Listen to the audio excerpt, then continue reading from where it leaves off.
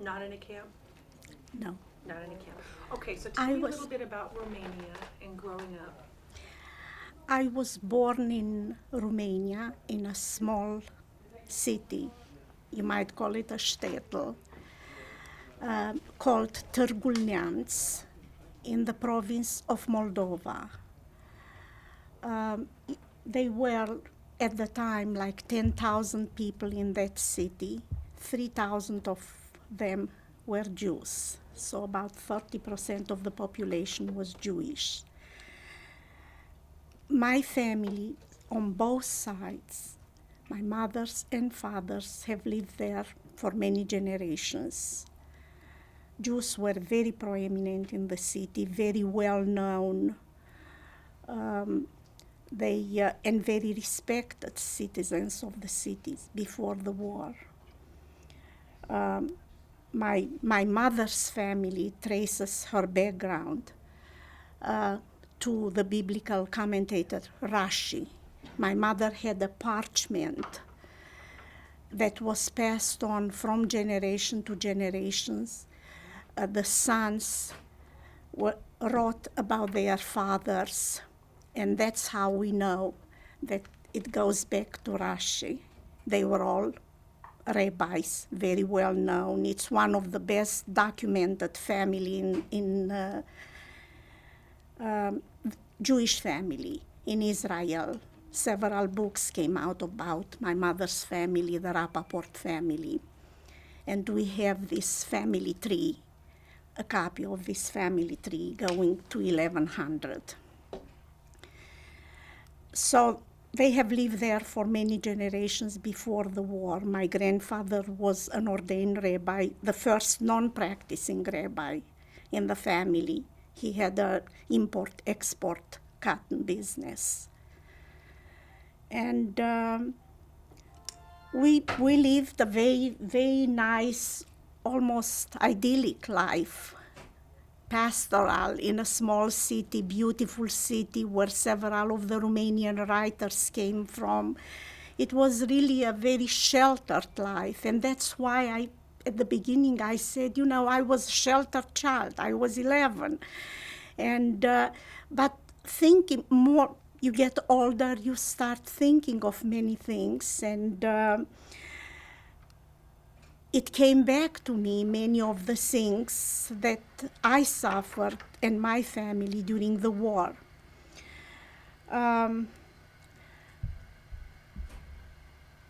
When the Nazis occupied Romania, they took my parents' business.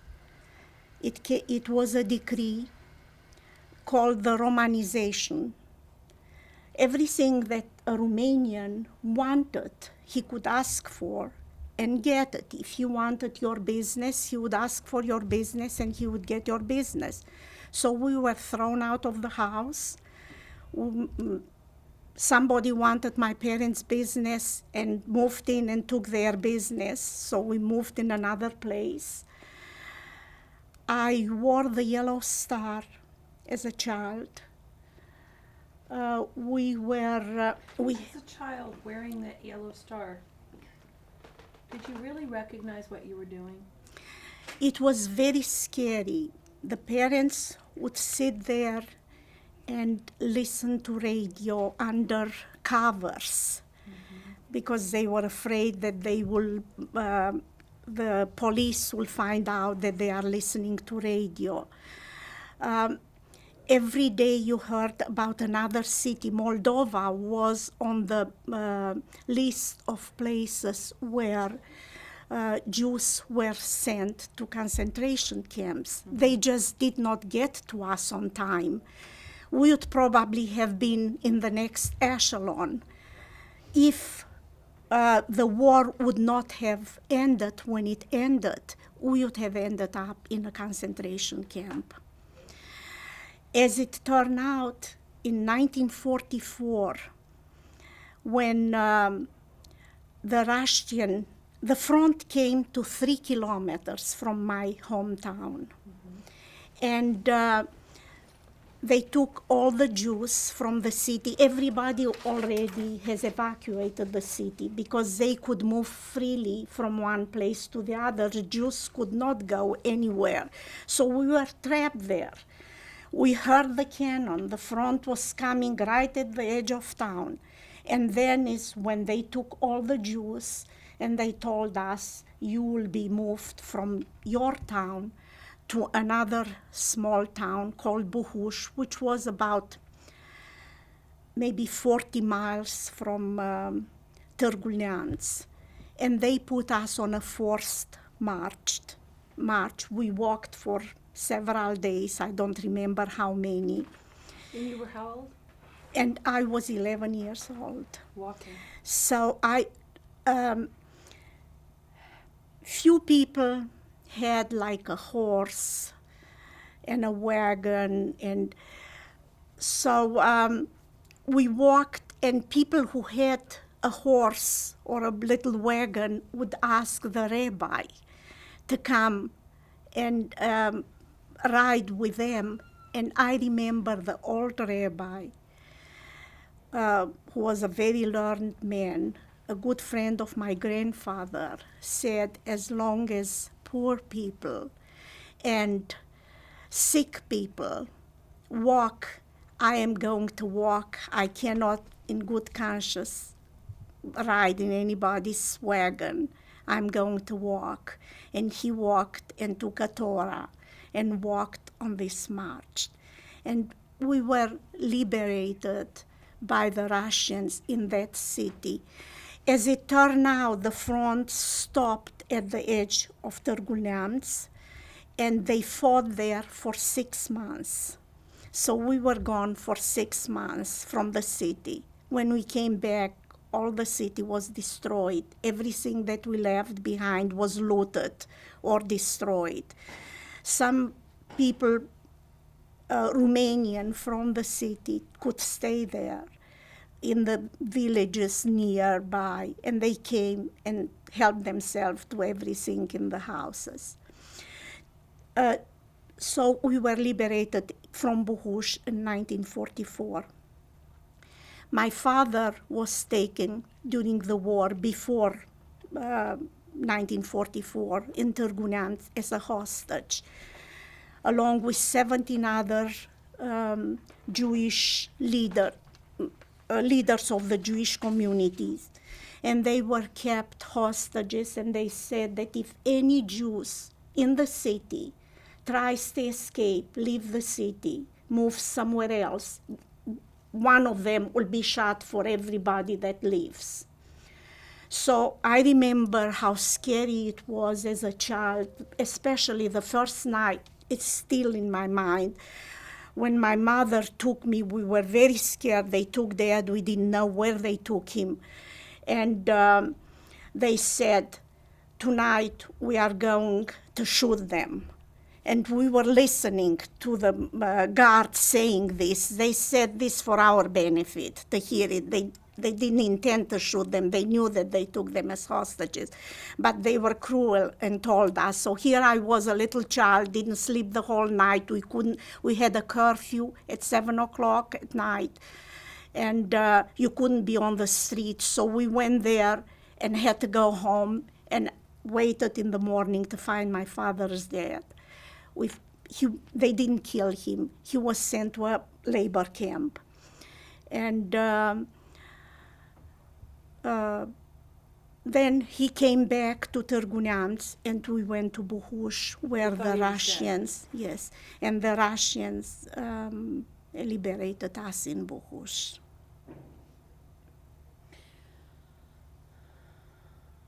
He was sent to a labor camp. Yes. So he was not killed. No. And both, thought he I did not have brothers and sisters, so my family survives.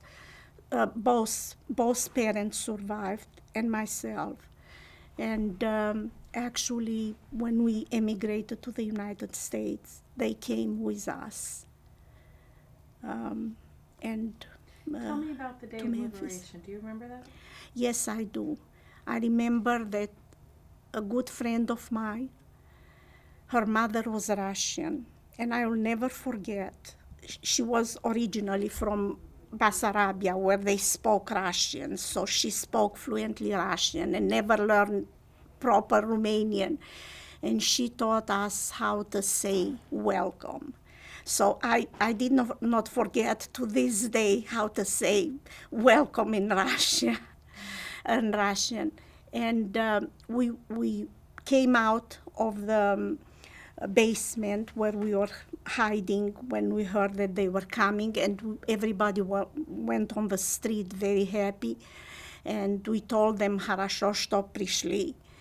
And 3 hours later, we heard that they are raping women, the Russian soldiers. So we went back in the basement, that they are raping, that they are stealing their people's watches. And so we went back into the basement. These are the same soldiers That your liberated. husband just told us Yes, was passing out chocolate at camps. yes. How do you explain that? Some of them, not every Russian raped, Sure. and not every Russian. But you're the second survivor today that told us about the raping. How do you explain what was happening that you know of?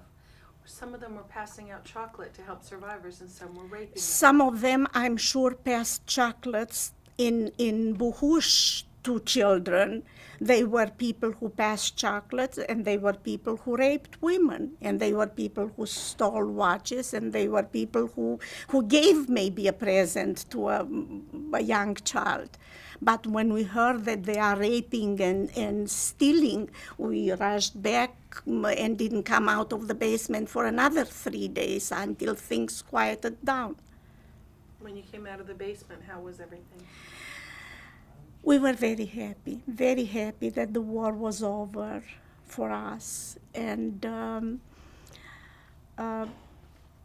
my father wanted to move to Bucharest. He did not want to go back to Târgu.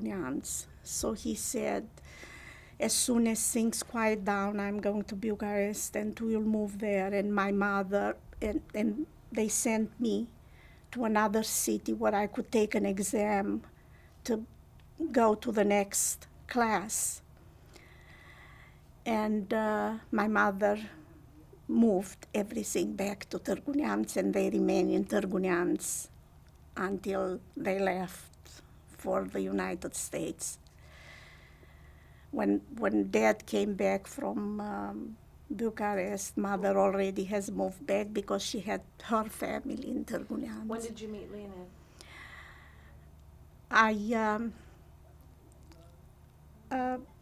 I went to Bucharest to the university, and when I graduated, I needed somebody at the Department of Education, and he was working for the Department of Education. It's a long story, but in Romania, when you graduated, they would send you in another city or a village or wherever it was that they wanted to. But they said, if you find a job, my degree was in organic chemistry, and I found a job. But I didn't want to go and tell them I found a job. I was afraid they would give it to somebody else. Romania, by that time, it was communist. So we lived through the Nazis, and then we lived through the communists, where we got our education through the communist period. So somebody, at the same time, he was working as an assistant professor at the law school. And I had a friend, an assistant professor there, and she sent me to him. Maybe he could help me get officially the job that I found. And that's how I met him. And he told a friend, I was going to come back the next day, and he told a friend, come, I think I met the girl that I'm going to marry, and come back the second day to meet her. And we married a year later. A year later. And you've been married how many years? 47 years. 47 years. How many children do you have? We have 2 children and 5 grandchildren. Wow. Mazel tov. How exciting. And when you look back at this time, luck? What do you think? How did you survive it? How did you get by? Absolutely lucky.